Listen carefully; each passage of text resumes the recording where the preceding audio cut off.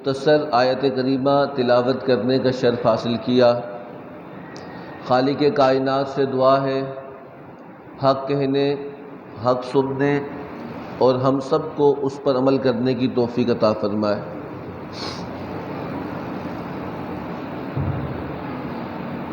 ابھی اس ماہ مقدس کے اندر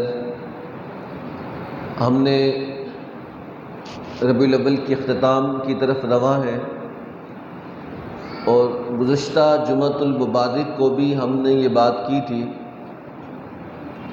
کہ ماہ ربیع الاول شریف کی نسبت حضور کی ذات مقدسہ کے ساتھ ہے، اور حضور جو وجہ تخلیق کائنات ہے، ان کی عزت، ان کی شان، ان کی عظمت، ان کی رفعت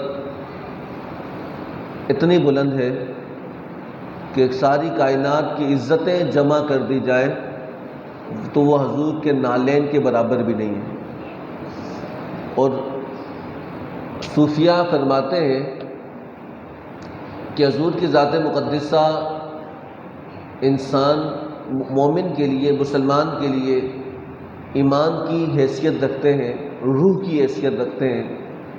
اگر عبادات ہمارے پاس موجود ہو لیکن اس عبادات کی روح نہ ہو تو وہ عبادت کسی کام کی نہیں ہے۔ جس طرح جسم کے لیے روح کا ہونا لازم ہے ورنہ جسم بیکار تصور کیا جاتا ہے، اس طرح ایمان کے لیے، اسے قائم رکھنے کے لیے، اسے زندہ رکھنے کے لیے حضور کی ذات مقدسہ کا ہونا لازم ہے، ورنہ وہ عبادات اللہ رب العزت ہمارے منہ پہ مار دیتا ہے کہ جس عبادات کے اندر حضور کی تعظیم اور احترام نہیں ہے۔ اور قرآن پاک کے اندر فصیح الفاظ میں اللہ رب العزت نے ارشاد فرمایا ہے کہ آپ کو ہم نے آخری نبی بنا کے بھیجا ہے، اور آپ کے بعد کوئی نبی نہیں آئے گا، آپ مردوں میں کسی کے باپ نہیں لیکن آپ اللہ کے آخری نبی ضرور ہیں۔ اور احادیث مبارکہ میں اللہ کے نبی صلی اللہ تعالیٰ علیہ وسلم نے فرمایا ہے، آپ فرمایا کہ جو شخص حضور کی گستاخی کرے تو اس کی سزا موت ہے۔ اب فقہاء نے کیا فرمایا وہ انشاءاللہ بات کروں گا، لیکن ہم اگر اسلام ایک واحد دین ہے کہ جس کے اندر تمام مذاہب کے انبیاء پر ایمان لانا لازم ہے، آدم سے لے کر کم و بیش 1,24,000 جن کی تعداد اللہ جانتا ہے، مسلمان ہر نبی پر ایمان رکھتا ہے کہ وہ اللہ کے نبی ہیں۔ اگر ایک مسلمان کسی بھی نبی کی گستاخی کرے گا تو اس کا ایمان کیا ہو جائے گا؟ ختم ہو جائے گا۔ یہ تو یہ ادب ہے اسلام، حضور نے فرمایا کہ اسلام پورا کا پورا ادب ہے۔ تو بتانے کا مقصد یہ تھا کہ دیکھیں ابھی یہود و نصارہ وہ اس بات سے بخوبی جانتے ہیں کہ ان کا دین جو ہے وہ دین الہی نہیں رہا، کیونکہ انہوں نے خود بدل دیا، اس کے اندر تحریف کر لی، اپنی کتابوں کو بدل دی۔ آج بھی اگر آپ کسی عیسائی سے ملیں گے تو اسے پوچھیں گے کہ بھئی تو کون سی کتاب پر ایمان لایا ہے، تو وہ کہے گا میں انجیل مانتا ہوں۔ اور کون سی انجیل؟ کہا کہ نیا عہد نامہ، اور ایک ہے قدیم عہد نامہ، اور انگلش میں اسے کہتے ہیں کہ اولڈ ٹیسٹیمنٹ اور نیو ٹیسٹیمنٹ۔ یا نیو ٹیسٹیمنٹ کا مطلب یہ کہ جس طرح ہمارے یہاں موبائل ہے نا، موبائل ایک کمپنی کا ہر مہینے بعد ایک نیا ورژن آتا ہے، اس سے اپڈیٹ کر کے وہ اسے لا رہے ہوتے ہیں، تو اسی طرح ان کی کتابوں کے اندر ہر سال 2 سال کے بعد ایک نیا ورژن آتا ہے، اس میں چینج کرتے ہیں۔ آپ بتاؤ رب کی کتاب کو بندہ چینج کر سکتا ہے؟ وہ اپنی مرضی سے اس کے اندر اپڈیٹ کرتے رہتے ہیں۔ تو اس لیے اس بات کو بھی جان لیں کہ ان کی جو کتاب، جو الہامی کتاب تھی، وہ اب الہامی کتاب نہیں، انہوں نے اپنی بدل لی۔ اللہ تعالیٰ کی کتاب کی جو اپنے مقصد کی باتیں تھیں وہ رہنے دی، جو مقصد کی نہیں تھی وہ آج بھی ان کی بے شمار انجیل ہیں، اور آج بھی برنباس کی انجیل بہت چھپا دی گئی ہے، کیونکہ اصل انجیل وہی تھی اور برنباس کی انجیل میں باقاعدہ طور پر حضور کا نام لکھا ہوا تھا. عیسیٰ علیہ السلام جو قرآن ہے نا مبشر برسول یاتی من بعد اسمہ احمد، عیسیٰ قرآن کہتا ہے کہ عیسیٰ علیہ السلام اپنے حواریوں کو خوشخبری دیتے تھے کہ میرے بعد وہ آنے والا ہے جس کا نام احمد ہوگا. تو وہ برنباس کی انجیل میں باقاعدہ موجود ہے جو قرآن اس کی تصدیق کر رہا ہے، لیکن انہوں نے اس نام کو بھی ہٹا دیا اور اس ذکر کو بھی ہٹا دیا، اس انجیل کو ہی چھپا دیا. سمجھا نہیں بات کی؟ اور اسی لیے یہود و نصارہ کا ایک دوہرا معیار ہے. آپ بھی دیکھتے ہیں کہ ہمارے یہاں آپ نے خبروں میں سنا ہوگا، اخبارات، ہمیں جو دکھایا جا رہا ہے ہم وہ مان رہے، جو بتایا جا رہا ہے اس پر ایمان لا رہے. تو یاد رکھنا قرب قیامت میں دجال یہی تو ہوگا کہ جو سامنے دکھائے گا وہ ہوگا نہیں. حضور نے فرمایا کہ دجال جب آئے گا تو اس کے ہاتھ میں جنت دوزخ ہوگی، جس کو وہ اپنی جنت میں ڈالے گا وہ اللہ کی دوزخ میں جائے گا، اور جس کو وہ اپنی دوزخ میں ڈالے گا وہ اللہ کی. آپ دیکھیں جنت دوزخ سامنے لائے گا وہ اپنے ساتھ، لیکن اس کا انجام جدا جدا ہوگا. اس کی جنت رب کی کیا ہوگی اور اس کی دوزخ رب کی کیا ہوگی. تو یاد رکھنا کہ اس دور کے اندر جو دجالی دور ہے، جھوٹ کا دور ہے، فریب کا دور ہے، تو یہاں پہ وہ دکھایا جاتا ہے، وہ نہیں ہوتا. اپنے مقصد کی چیزیں عوام کو بتائی جاتی ہیں. تو ہمارے عوام بھی پریشان بدحال حالت پہ پہنچا دی گئے. اور ہماری حالت اس طرف اگر دیکھیں کہ ایک بندہ اگر کمانے والا ہے تو اس کی تنخواہ صرف تیل گھی لینے میں ہی خرچ ہو جائے گی. اس حد تک عوام کی حالت کر دی گئی ہے. کیوں کی یہ تو یہ ایک دجالی منصوبہ. میں نے بہت پہلے ان کی وہ کتابیں پڑھی تھیں تو بہت پہلے اس میں لکھا تھا کہ تم عوام کو اتنا بزی کر لو، کہیں مہنگائی کے اندر، کہیں بے روزگاری کے اندر، کہیں کیا نام ہے لوڈ شیڈنگ کے اندر، کہیں کسی ایشو کے اندر، کہیں پانی نہیں ہوگا، کبھی آٹا ختم ہو جائے گا، کبھی چینی، یا کوئی ان کی یہ یہودی تنظیمات کی واردات کا طریقہ بتا رہا ہوں کہ کبھی آٹا ختم ہو جائے گا، کبھی وہ چینی کا بحران آ گیا، کبھی دوسرا بحران آ گیا. وہ اس لیے آ گیا کہ لوگ اسی ایشو میں لگے رہیں گے کہ چینی کی تلاش میں، کوئی آٹے کی تلاش میں، کوئی بجلی کی تلاش میں، کوئی پانی کی تلاش میں. اور حکمران جنہیں مسلط کیا جائے گا اس کی طرف کوئی جائے گا ہی نہیں. بولے گا اس کو چھوڑو، پہلے بھوک پیٹ کا تو کرے. کہیں پانی بند ہو گیا تو یہ سازش ہوتی ہے کہ انہیں اتنا الجھا دیا جائے انہیں ہماری طرف کوئی توجہ نہ ہو. یہ پلاننگ ہے. تو اس لیے اس دور کے اندر اگر دیکھا جائے کہ اب یورپین ممالک میں دیکھیں کہ 1980 سے پہلے، ایک سال پہلے 79 کے اندر شمالی کیرولینا کے ایک آرٹسٹ نے حضرت عیسیٰ علیہ السلام کی ایک تصویر بنائی. عیسائی تھے، عیسائی ملک ہے شمالی کیرولینا. تو وہاں پہ جب تصویر بنائی تو سارے لوگ کھڑے ہو گئے، کہا نہیں نہیں، اس زمانے میں کہا کہ نہیں یہ تو غلط بات ہے، ہمارے نبی کی اس طرح کی بات نہ کرو، یہ قابل اعتراضات تصویریں ہیں. اور پھر چلتے جائیں کہ 1996 کے اندر کروفیلی نامی ایک عورت نے جو آرٹسٹ تھی، اس نے ایک گندی تصویریں بی بی مریم کی بنائی. اور یہاں تک کہ پورے یورپ کے اندر احتجاج شروع ہو گیا. یہ غلط بات ہے کہ یہ کرنا جائز نہیں ہے، کیونکہ یہ ہمارے نبی ہیں، مقدس ہستیاں ہیں، ان کے مذہب کے اندر بھی کسی نبی کی توہین کرنا کیا جائز نہیں ہے. یورپ کا دوہرا معیار ہے. آج بھی وہاں سیاہ فام سفید فام کا جھگڑا ہے.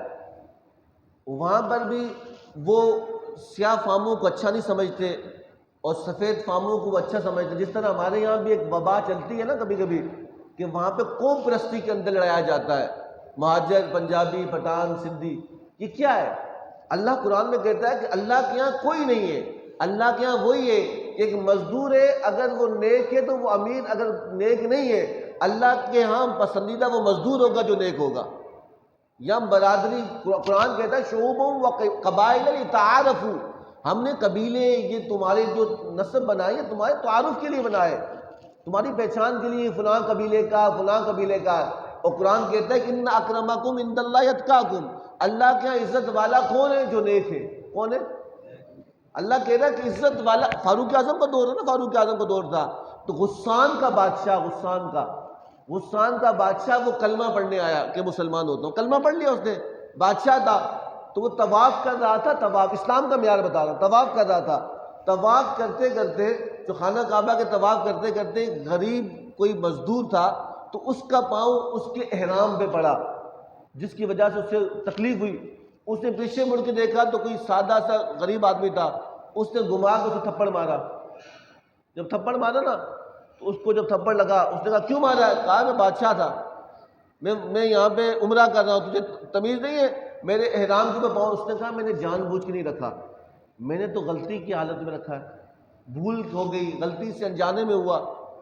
تو اس نے کہا کہ نہیں، بس نے تھپڑ مار دیا، اس کو ذلیل کیا۔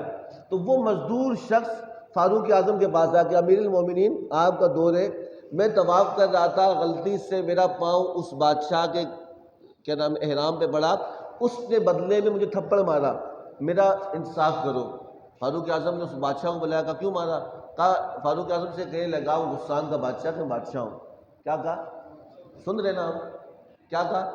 میں بادشاہ ہوں، میں بڑا آدمی ہوں، اور یہ غریب آدمی ہے، تو میرا سٹیٹس نہیں تھا کہ اس کا پاؤں میرے کپڑوں میں پڑ جاتا، تو میں نے غصے میں تو فاروق اعظم نے پتہ ہے کیا کہا؟ فاروق اعظم نے علامہ اقبال کا وہ شعر کی مصداق کہا کہ ایک ہی صف میں کھڑے ہوں گے محمود و ایاز۔ آپ بتائیں کہ مسجد کے اندر جب صف لگتی ہے تو اس میں کیا امیر آگے ہوتا ہے یا غریب آگے ہوتا ہے؟ بتائیں، بادشاہ آگے ہوتا ہے یا وزیر آگے ہوتا ہے؟ کہ ایک ہی صف میں کھڑے ہوں گے محمود و ایاز، نہ کوئی بندہ رہا نہ کوئی بندہ۔ کہا نہ اللہ کے یہاں سب برابر، تو بادشاہ ہوگا، اللہ نے تو کلمہ پڑھ لیا، یہ اچھی بات ہے، لیکن جب تو نے اس پہ بغیر وجہ کے ظلم کیا ہے، اب تو نے اسے تھپڑ مارا ہے، یہ بھی تو تھپڑ مارے گا۔ اس نے کہا میں بادشاہ، یہ عام شخص مجھے تھپڑ مارے، زندگی میں کبھی سوچا بھی نہیں تھا، ہم تو سر اتار دیں گے، یہاں تو کسی کے بعد تھوڑی سی طاقت آ جائے وہ کہتا ہے تو میں تو نسلیں تباہ کر دوں گا، میں تو بندے کی پورے خاندان کو مار لوں گا۔ تو فاروق اعظم نے کہا نہیں، اسلام یہ نہیں کہتا، اسلام کہتا ہے حضور، یہ یہاں بات روک کے ایک بات کروں آپ کو، اسلام ایسے نہیں پھیلا۔ حضور کے دور کے اندر ایک عورت نے چوری کی، چوری کیا کی؟ بولے نا، چوری کی، تو چوری کی تو وہ امیر عورت تھی، امیر عورت، تو وہ جب کچھ صحابی آئے ڈرتے ڈرتے حضور کے پاس، یا رسول اللہ، سفارش لے کے، یہ امیر عورت ہے، چوری کر لی، ہاتھ نہیں کاٹنا، کوئی فدیہ رکھ دیں، کوئی اس کے اوپر جرمانہ رکھ دیں، کوئی وہ رکھ دیں تاکہ اس کا ہاتھ کٹنے سے بچ جائے۔ تو اللہ کے نبی صلی اللہ علیہ وسلم، روایات میں آتا ہے کہ آپ اپنی جگہ سے کھڑے ہوئے، آپ کا چہرہ سرخ ہوا، غصے کی علامت تھی، آپ فرمایا کہ میرے صحابہ سنو، پچھلی قوموں پہ عذاب کیوں آیا؟ کہا اس لیے آیا کہ وہاں پہ انصاف کا معیار جدا جدا تھا، غریب کے لیے الگ قانون تھا، امیر کے لیے الگ قانون تھا، امیر پیسے دے کے چھوٹ جاتا، غریب چکی میں بستا رہتا، ایسے ہی ہوتا۔ تو اس وجہ سے اللہ نے ان قوموں کو غرق کر دیا اور کہا اسلام ایسا نہیں ہے، اگر اس نے چوری کی تو اس کا ہاتھ کٹے گا۔ اور آپ جلال میں آپ فرمایا فاطمہ بنت محمد صلی اللہ علیہ وسلم، اگر میری بیٹی بھی چوری کرتی نعوذ باللہ اور میں اگر انصاف کرتا تو اس کی سزا جو ہوتی تو وہی ہوتی جو ہے، میں اللہ کے قانون کو بدلوں گا نہیں، اس لیے کہ ہاتھ کاٹنے پڑیں گے۔ سمجھا نہیں بات کی؟ تو جب انصاف ہوگا تو پھر امن بھی ہوگا، اللہ کی رحمت کا نزول بھی ہوگا۔ تو ہمارے معاشرے کے اندر انصاف نہ ہونے کی وجہ سے بھی اللہ کی ناراضگی کے اسباب جنم لیتے ہیں۔ تو وہاں پہ الگ الگ ہے، تو اگر وہاں کوئی سیاہ فام کالا شخص کسی سفید شخص، امریکہ یورپ کے اندر کوئی غریب شخص، کوئی امیر شخص ہو یا کالا شخص ہو، سیاہ فام ہو، تو وہ کسی سفید فام شخص کا مذاق اڑا دے، اسے توہین سمجھا جاتا ہے۔ کیا سمجھا جاتا ہے؟ اسے توہین، نسل پرستی کہتے ہیں، یار یہ نسل پرستی کر رہا ہے، یہ تو اس شخص کی توہین کر رہا ہے۔ اور آج بھی یہودیوں کا کوئی مذاق اڑائے تو یورپ کے اندر اسے تعصب کہا جاتا ہے، یا یہ ضد کر رہا ہے۔ آج بھی یورپ کے اندر کوئی کسی خواتین کا مذاق اڑائے اسے جنس پرستی کہتے ہیں کہ یہ خواتین کے حقوق کا خیال نہیں رکھتا۔ اور آج اگر یورپ کے اندر کوئی اسلام کا مذاق اڑائے تو پتہ ہے وہ کیا کہتے ہیں؟ وہ کہتے ہیں یہ آزادی ہے، یہ آزادی رائے ہے، یہ آزادی کا اظہار ہے۔ اسلام کہتا ہے کہ جس طرح تمہیں اپنی عزت پیاری ہے، تمہیں اپنے یہودیوں کی عزت پیاری ہے، تمہیں اپنی عورتوں کی عزت پیاری ہے جو نہیں ہے، تمہیں اپنے ملک کی عزت پیاری ہے، تو ہمیں سب سے بڑھ کر حضور کی عزت پیاری ہے۔ سمجھا نہیں بات کی؟ تو حضور نہیں ہے تو پھر ہمارے لیے کوئی چیز معنی رکھتی، بولیں کوئی چیز معنی رکھتی نہیں۔ امام یوسف نے کیا فرمایا؟ امام یوسف فرماتے ہیں امام اعظم ابو حنیفہ کے شاگرد، آپ فرماتے ہیں کہ آپ نے فتح فقہ فرماتے ہیں اگر کوئی شخص حضور کی گستاخی کرے تو حکومت کو چاہیے کہ اس کو ختم کر دے، کیا کر لے؟ ختم۔ اور 9 ہجری کی بزرگ امام علامہ ابن بزار علیہ رحمہ فرماتے ہیں، آپ فرماتے ہیں کہ اگر کوئی شخص گستاخی رسول کرے اور اس کے بعد توبہ کر لے کہ مجھ سے غلطی ہو گئی، کہا کہ اس کی توبہ بھی قبول نہیں ہوگی۔ وہ نشے کی حالت میں تھا، کہا پھر بھی قبول نہیں ہوگی۔ اس سے غلطی ہو گئی، کہا پھر بھی قبول نہیں ہوگی، کہا پھر کیا ہوگا؟ اسے قتل کر دیا جائے گا۔ اتنا سخت سزا ہے حضور کی گستاخی کے اوپر۔ اور پھر روایات میں یہاں تک لکھا کہ اگر کوئی کافر جس نے دیکھیں حضور صلی اللہ علیہ وسلم کے چچا سیدنا امیر حمزہ رضی اللہ تعالیٰ عنہ، آپ کے چچا کو غزوہ احد کے موقع پر ہندا وحشی نامی شخص نے تیر مارا تھا، غلام تھا، اس نے تیر مارا، آپ شہید ہوئے۔ اور پھر ابو سفیان کی زوجہ ہندا جو بعد میں مسلمان بھی ہو گئی تھی، آپ نے دشمنی تھی، اب اس وقت اسلام نہیں لایا تھا، تو غصے کی حالت میں بدلہ لیا بدر کا کہ آپ کے چاچا کا سینہ چاک کیا، سیدنا امیر حمزہ رضی اللہ تعالیٰ عنہ کا، اس کا کلیجہ نکالا، غصے میں چبا ڈالا، آنکھیں نکالی، کان کاٹے، ہونٹ کاٹے، مسلح کہتے ہیں، ہونٹ کاٹے، اور اسے ایک سوئی میں پرویا اور اپنے گلے میں ڈال کے کہنے لگے کہ کافرو سن لو، ہم نے نبی کے چچا کو مارا ہے اور انہوں نے بدر میں ہمارے لوگوں کو مارا تھا اور ہم نے بدلہ لے لیا ہے۔ کیا کر لیا ہے؟ حضور اتنا روئے تھے سیدنا امیر حمزہ کی شہادت پر کہ ان کی آنکھیں بھی نکال دی، ان کے کان بھی کاٹ دیے، ان کے ہونٹ بھی کاٹ لیے، ان کے کیا نام ہے کلیجہ بھی نکال کے چبا دیا، اتنا روئے۔ لیکن جب فتح مکہ کے موقع پر وہ وحشی شخص آیا کہ لگا کہ یا رسول اللہ مجھ سے غلطی ہو گئی تھی، مجھے معاف کر لو، میں کلمہ پڑھ کر اسلام میں آنا چاہتا ہوں۔ حضور نے اس ظلم کو نہیں دیکھا کہ اگر تو اسلام میں حضور کتنے رحم دل ہیں، آپ فرمایا کہ اگر تو اسلام لانا چاہتا ہے کہ اللہ کے دروازے تیرے لیے کھلے ہوئے ہیں۔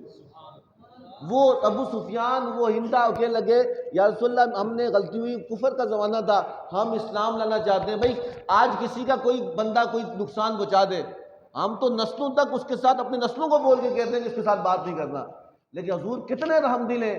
آپ نے فرمایا کہ نہیں، آپ ایمان لانا چاہتے ہو کہ اللہ پوچھے گا، تو کہا اے محمد اپنا حق کے لیے معاف کرتا ہے اور تمہیں اسلام میں قبول کرتا ہے۔ لیکن یاد رکھنا کہ اسلام یہ بھی ہے اگر کوئی کافر حضور کی گستاخی کرے پھر اس کا ایمان اللہ قبول نہیں کرتا، اس کا ایمان اللہ قبول نہیں کرتا۔ تو اس لیے آج بھی ہمارے ملک کے اندر مفتی منیب الرحمان صاحب کی کل پریس کانفرنس بھی تھی، اور یہ ہمارے یہاں لوگوں کو میں نے کہا نا قرب قیامت میں دجال کا دور ہوگا، اس میں جو دکھایا جائے گا وہ ہوگا نہیں، جو ہوگا وہ دکھایا نہیں جائے گا۔ دجال کی جنت اللہ کی دوزخ ہے اور دجال کی دوزخ اللہ کی جنت ہے۔ آج بھی وہاں پر عاشقان رسول مسلمان سب جمع ہوئے، کہا کہ فرانس نے گستاخی کی تھی وہ معاملہ الگ ہے، لیکن تم حکمران وقت ہو، تم اس پہ بات تو کرو، حضور کی عزت نہیں تو پھر اس ملک کا بھی فائدہ نہیں ہے۔ انہوں نے کہا کہ ہم بات کریں گے، جھوٹ بولا جھوٹ بولا جھوٹ بولا، اور پھر یہاں تک لکھا کہ فرعونی لہجوں میں وزرا، آج فرعون نے جب کہا تھا نا انا ربکم الاعلی کہ میں رب ہوں، وہ غریب نہیں تھا، اس کا پیٹ بھرا ہوا تھا، اس کے پاس مال تھی، اس کے پاس دولت تھی، اس کے پاس اقتدار تھا، اس کے پاس لوگ تھے، اس کے پاس طاقت تھی۔ تو یہ انسان نہیں بولتا، اس کی طاقت بول رہی ہوتی ہے۔ کیا بول رہی ہوتی؟ طاقت بول رہی ہوتی ہے، میں یہ کر لوں گا، میں فلاں کر لوں گا۔ تجھ سے بڑے بڑے لوگ آئے جنہوں نے کہا ہم یہ کر لیں گے، آج ان کا نام و نشان باقی بولے نا۔ آج عاشقان رسول سڑکوں پہ کہہ رہے ہیں خدا کے لیے ہمارے مطالبات یہ ہیں کہ ہمارے جو سفیر ہے اسے نکالنا تمہارا کام ہے، ہمارا کام نہیں ہے۔ لیکن اب تم دیکھو اس نے گستاخی کیا ہوئی تھی 2000 ابھی کچھ دنوں پہلے، کچھ سال پہلے، کہ ایک آرٹسٹ نے اسکول کے اندر ایک حضور کا خاکہ بنایا، کارٹون، نعوذ باللہ استغفر اللہ رب من کل ذنب واتوب الیہ، اور اپنے طلباء کو کلاس میں بتایا دیکھو یہ نبی ہے۔ تو جو فرانس کے طلباء مسلمان تھے وہ کھڑے ہوئے، اس نے کہا یار یہ کام ہی نہیں ہے تمہارا، تم آرٹسٹ ہو، آرٹس کرو، یہ ہمارے نبی کا توہین کیوں کر رہے ہو؟ اس نے کہا یہ تو ہماری آزادی ہے، تو یہ بات پھیلی اور پورے احتجاج شروع ہوا فرانس کے اندر طلباء کا. تو یہ بات فرانس کے صدر میکرون تک پہنچی. اب سنیں اسلام کی دشمنی. میکرون تک پہنچی. اس نے کہا کیا ہوا؟ کہا کہ اسکول کا ایک ٹیچر تھا, اس نے یہ خاکہ بنایا اور جس کی وجہ سے وہ انتشار پیدا ہوا. تو اس نے کہا وہ کہاں ہے, وہ شخص کہاں ہے؟ اسے پروٹوکول کے اندر فرانس کے صدر تک لایا گیا اور کہا کہ فرانس میں سب سے بڑا جو اعزاز ہوتا ہے نا, اعزاز, وہ اس کو دیا جاتا ہے جو فوج میں بڑا کارنامہ سر انجام کر لیا جائے, یا اس کو وہ اعزاز اس کو دیتے ہیں جس نے حکومت کے لیے بڑا کام کیا ہوتا ہے. تو اس نے کہا کہ اس نے بہت بڑا کام کیا ہے, اس کو میں فرانس کا سب سے بڑا اعزاز دینا چاہتا ہوں, جس نے وہ خاکہ بنایا. استغفر اللہ. اور پھر اس نے کہا کہ ٹھیک ہے, اب اس نے یہ کام شروع کیا, اس سے تکمیل تک میں پہنچاؤں گا. اس نے اعلان کیا میں باقاعدہ حضور کے خاکے بنانے کا مقابلہ کراؤں گا دنیا اپنے ملک کے اندر. تو سارے ملکوں نے کہا یہ دیکھو یہ آزادی نہیں ہے, مسلمانوں کا تعلق حضور کے ساتھ ہے. اور جتنے مسلمان ممالک تھے, یہ طریقہ کار ہوتا ہے حکومت کا کہ وہ ان سے احتجاج کرتے ہیں. جنگ تو نہیں ہو سکتی, لیکن ان کے جو سفیر ہوتے ہیں انہیں کہتے ہیں یا تم جاؤ, تم ہمارے اوپر یہ بات کرتے ہو, ہم اس بات کو برداشت نہیں کرتے, حضور مسلمان اس بات کو برداشت نہیں کرتا. تو پھر اس بات تو یہاں پر علماء نے تمام مسالک کے علماء اس بات میں متفق ہیں کہ حضور کی گستاخی کسی صورت میں مومن برداشت کر سکتا نہیں. وہ عاشقان رسول جو سڑکوں پہ ان کا اپنا ذاتی مطالبہ تھوڑی ہے. کل شیخ رشید کی پریس کانفرنس جو کہہ رہا تھا کہ ہم تباہ کر لیں گے, ہم ان کو ختم کر لیں گے, ہم ان کے اوپر گولیاں برسائیں گے. تو ہم نے اگر آپ کو یاد ہو, جب آج سے 3.5 سال پہلے الیکشن چل رہے تھے اور ابھی حکومت نہیں آئی تھی, اور شیخ رشید موٹر سائیکل پر انتخابی مہم چلا رہا تھا, چلاتے ہوئے جب وہ کسی گلی میں وہ لال حویلی کے باہر کسی گلی میں نکلا, اور جب حکومت نے کہا اسے گرفتار کرنا ہے, وہ جب وہاں نکلا مظاہرے کرنے کے لیے, اپنی انتخابی مہم چلانے کے لیے, اس نے 2 پولیس والے آتے دیکھے تو وہ موٹر سائیکل میں بیٹھ کے بھاگ گیا گلیوں میں. ایسے ہوا کہ نہیں, یاد ہوگا, وہ موٹر سائیکل میں گلیوں میں بیٹھ کے بھاگ گیا. اور ناموس رسالت کا مسئلہ وہ سب سے پہلے یہ سیاست ہے, ان کی یہ سیاست ہے. تو اس نے ابھی بھی دیکھا وہی لوگ, وہی جگہ ہیں, وہی زمین ہے. وہ کہہ رہا تھا کہ میں نے کل وہ ویڈیو دیکھ رہا تھا, وہاں انہوں نے کہا کہ ہم گولیاں ماریں گے, تو وہ عاشقان رسول سینہ تان کے کھڑے تھے کہ حضور کے لیے یہاں گولیاں مارنا. ہم تیری طرح نہیں ہے کہ ہم بھاگ جائیں گے, ہم موٹر سائیکل میں چھپ کے بھاگ جائیں گے, نہ. اور پھر یہ تاریخ ہمیشہ بھولتی نہیں ہے. یاد رکھنا, بڑے بڑے لوگ آئے اور چلے گئے, ان کا نام نہیں رہا. نام جس کا رہا جس نے حضور کا نام لیا, نام اسی کا رہے گا جو حضور کا نام لے گا. باقی فرعون آتے رہے, اپنا حصے کا کام کرتے رہیں گے, اور پھر حضور کا کام بھی اللہ تعالیٰ اپنے لوگوں سے لے گا. یہ بات بھول جائیں کہ معاملہ ختم ہو جائے گا. معاملہ یہ تو معاملہ ہے, یہ تو چلتا رہے گا, شر اور خیر کا معرکہ چلتا رہے گا. آخری بات یہ کہ آپ کو بتاتا ہوں, طاقت ہمیشہ نہیں رہتی, ہمیشہ نہیں رہتی, قوت ہمیشہ نہیں رہتی, جوانی سدا نہیں رہتی, مال ہمیشہ نہیں رہتا, یہ صحت ہمیشہ نہیں رہتی. یاد رکھنا کہ 1953 میں ختم نبوت کی تحریک چلی. کب بولیں؟ 1953 میں ختم نبوت کی تحریک چلی, اور اس شاکان رسول قادیانی تھے, انہوں نے کہا کہ ہم ختم نبوت کو نہیں مانتے, اور پھر بہت زیادہ فنڈنگ کی. اور اس وقت کا جو گورنر تھا, غلام محمد اس کا نام تھا, جو گورنر جنرل تھا, صدر سمجھ لو 1953 میں. تو اس نے پورے اداروں کو, جو سیکورٹی ادارے تھے, انہوں نے کہا کہ جتنے مسلمان آ رہے اس تحریک کو کچل ڈالو. کیا کرو؟ ان کو کچل ڈالو, کوئی باقی نہ رہے. اگر سارے بندے مارنے پڑے تو مار لو, لیکن مجھے یہ تحریک ختم چاہیے. تو وہ تو ادارے اپنے مجبور تھے, حکم تھا, تو انہوں نے اس کو کچلنے کے لیے اسٹیج فائرنگ کی اپنی عوام کے اوپر. ان کا مطالبہ کوئی روٹی کا نہیں تھا, کپڑے کا نہیں تھا, مکان کا نہیں تھا. ان کا مطالبہ یہ نہیں تھا کہ ہمیں گھر دو. انہیں پتا یہ گھر, یہ مکان, یہ ختم ہونے والے ہیں, لیکن روز قیامت حضور کے سامنے ہم نے پیش ہونا ہے. دنیا کی زندگی تو چاہے روکھی سوکھی گزر جائے گی, آخرت کی ذلت ہمیں برداشت نہیں ہوگی. یاد رکھنا, اس نے اسٹیج فائرنگ کی 1953 کی تحریک میں.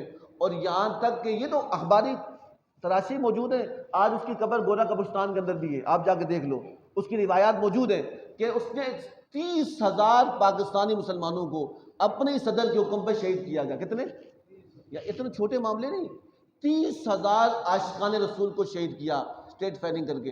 اور پھر وہ اتنا نیک بندہ تھا, اس نے کہا کہ اس نے خط لکھا سعودیہ کو کہ میری خواہش ہے کہ جب میں مر جاؤں تو مجھے جنت البقیع میں دفن کرنا. کہاں پہ؟ کہ جنت البقیع میں دفن کرنا، اور تاکہ میں اس مکہ کی پرفضا زمین کے اندر میں دفن ہوں اور میری بخشش ہو جائے. تاکہ یہود و نصارہ نے بہت فنڈنگ کی، مسلمان وہی مر گیا اور امانتاً اسے گورا قبرستان میں دفن کیا. اب آج بھی گورا قبرستان کراچی کے اندر ہے، دور جانے کی ضرورت نہیں. آج بھی اس کی قبر پر لعنت برس رہی ہے. کہا کہ اسے گورا قبرستان میں دفن کیا، اور دفن کرنے کے بعد کہا کچھ دنوں بعد جب ماحول ٹھیک ہوگا تو اس کو سعودیہ، اس کی لاش کو، اس کی تابوت کو منتقل کیا جائے گا. تو کہا کہ جب کچھ عرصے بعد جب حکومت کی طرف سے حکم ہوا کہ جو ہمارا صدر تھا اس کا وصیت نامہ تھا کہ مجھے سعودیہ کی زمین میں دفن کرنا، اور اس کی قبر کو کھودنے کے ڈاکٹر بھی آئے، سیکورٹی ادارے بھی آئے، اور جب اس کی قبر کو کھودا تو جب اس کی سلپیں اٹھائی تو ایک سانپ وہاں کھڑا تھا. وہ چاروں طرف قبر میں گھوم رہا تھا، کسی کو گھسنے نہیں دے رہا تھا لاش کو اٹھانے کے لیے، اور ایک سانپ اس کے گلے میں لپٹا ہوا تھا. تو کہا کہ جب انہیں بہت کوشش کی، کہنے لگے کہ اس گورگر نے کہا کہ سانپ نکلتے رہتے ہیں، ایسے کوئی چھوٹا سانپ ہوگا. اس نے لاٹھی سے مارا، بہت مارا، لیکن وہ مرتا نہیں تھا، وہ عذاب تھا. تو کہا کہ یہ نہیں مر رہا. آج بھی گواہ ہے تاریخ کے وقت، تو اس وقت کے پولیس کے جو بندے اہلکار تھے انہیں 6 گولیاں ماری اس سانپ کو. کتنی؟ نہیں مرا. تو ڈاکٹر نے کہا کہ ہمارے پاس اتنا زہریلا کیمیکل ہے، اگر ہم کتنا موذی جانور ہو، اگر 5 منٹ اسے ڈال کے بند کر دیا جائے وہ مر جائے گا. اس زہریلے کیمیکل کا سپرے کیا گیا اور سپرے کر کے قبر کو بند کر دیا گیا کہ کل آگے کھولیں گے تو جو باقی سانپ ہوں گے وہی مر جائیں گے. اور جب کل اس سپرے کو کھولا وہ سانپ اس طرح موجود تھا. اور پھر اخباری کٹنگ لگی تھی کہ غلام محمد جو گورنر پاکستان تھے ان کی لاش کو منتقل نہیں کیا گیا. کیوں نہیں کیا گیا؟ کیونکہ اللہ اسے قبول نہیں کرتا جو حضور سے محبت، جو حضور کے غلاموں پہ ظلم کرے گا تو اللہ اسے قبول نہیں کرے گا. تو صوفی ہی فرماتا ہے کہ یاد رکھنا، زندگی 1 سانس سے، 2 سانس سے، 100 سانس سے، جتنی بھی سانس ہے، 1 سانس، 1 لمحے کے لیے بھی اگر حضور کا ادب ہمارے دل سے نکل جائے تو ہمارا ایمان کیا ہو جائے گا؟ سب سے نازک موڑ ہے. تو اس لیے ہمارے یہاں میڈیا میں بتایا جاتا ہے کہ وہ لوگ کہہ رہے ہیں سفیر کو نکالو، قسم سے نہیں کہہ رہے. وہ کہہ رہے ہیں کہ بھائی تم اپنا کام کرو، ہمارے مطالبات اس کو وہاں تک لے جاؤ. وہ کہتے ہیں کہ نہیں، وہ امریکہ ناراض ہو جائے گا، فرانس ناراض ہو جائے گا، دوسرے ملک ناراض ہو جائیں گے. تو کہا کہ وہ ناراض ہو جائیں گے تو راضی ہو جائیں گے، رب ناراض ہوگا تو پھر کوئی بھی راضی ہو تمہارا بھلا نہیں ہوگا. تو اللہ سے دعا کریں. علامہ اقبال علیہ رحمٰن نے کہا تھا کہ یہود و نصارہ کو خوف کیا ہے؟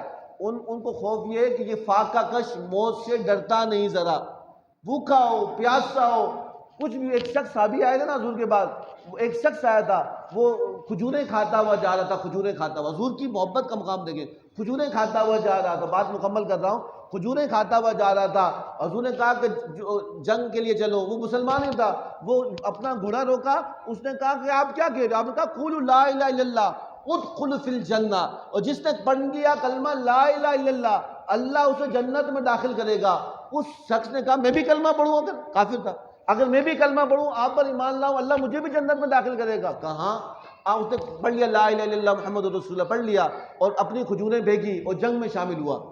لڑتا رہا، شہید ہو گیا. شہید ہونے کے بعد جب اس کی قبر کو، کتنا خوش نصیب شخص تھا، کلمہ پڑھا، حضور کی صحبت میں بھی رہا، کلمہ پڑھ کر شہید ہوا، اور حضور اپنے ہاتھوں سے اسے قبر میں دفن کرتے ہیں. اور جب قبر میں دفن کرتے ہیں، آپ نے فرمایا کہ اس لوگوں دیکھو اس کے پاس ایک نماز بھی نہیں ہے. کیا؟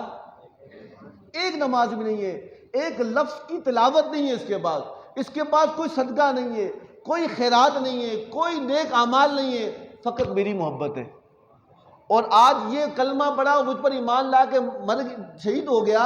آج اللہ نے آسمانی دنیا کے تمام ملائکہ کو اس کی قبر کے لیے بھیجا ہے، اس کی زیارت کے لیے. کہا کہ اس کے جنازے میں اتنے زمین پر فرشتے نازل ہوئے کہ زمین تنگ پڑ گئی، اس کی زیارت کے لیے آئے ہوئے ہیں.